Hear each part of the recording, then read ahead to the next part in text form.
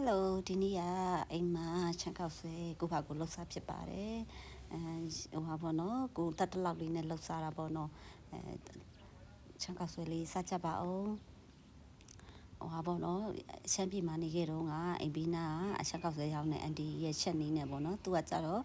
ပဲငပီခင်းချင်းဒီအနှစ်ကိုတတ်ရှက်ထားတယ်စက်သားတွေဘာညမှမရောဘူးပေါ့နော်အဲ့တော့သူကစက်သားကြတော့ပြုတ်ပြီးတော့အဲ့လိုမျိုးပေါ့နော်နှွင်ထားတယ်ဟိုစက်သားနဲ့စားမဲ့လူကစက်သားပေါ့ဝတ်သားနဲ့စားမဲ့လူကဝတ်သားပေါ့ကိုကြိုက်တဲ့ဟာနဲ့စားလို့ရအောင်ပေါ့နော်အိမ်မှာလည်းအဲ့လိုလေးပဲလုပ်ပါတယ်ဒါကတော့ကိုတိုင်းရှက်ထားတယ်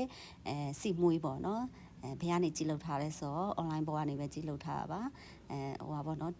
ဒါလေးကတော့မာလာအနှစ်ကလေးပေါ့နော်ဘောကိုလောက်ထားပါဒါကြီးကတော့မြေပဲဆန်ကိုတိုင်းလောကိုတိုင်းထောင်းတာပါမွေးနေတာပဲမြေပဲဆန်မွေးလေး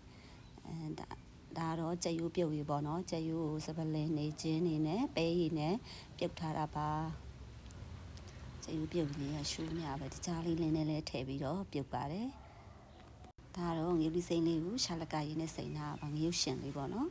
ရှာလကာရင်းနဲ့စိမ့်တာဟိုပါပေါ့ရှင်ပန်းမကြိုက်တဲ့လူတွေထည့်စားလို့ပါကဲပွဲပြင်ပါမယ်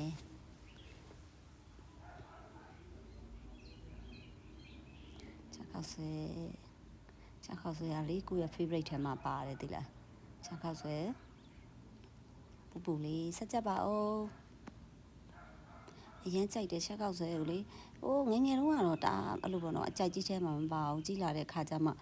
ချက်ခောက်ဆွဲကိုလေသူကကြတော့ဘယ်လိုခေါ်မလဲဆန်နဲ့လုပ်ထားတဲ့ခောက်ဆွဲဆိုတော့လေကျွန်တော်ဂျုံခောက်ဆွဲတွေထပ်ပေါ့နော်ဒီချက်ခောက်ဆွဲကိုပူပြီးတော့ကြိုက်ပါတယ်ဆက်ကြပါဦးကျေးဇူးတင်ပါတယ်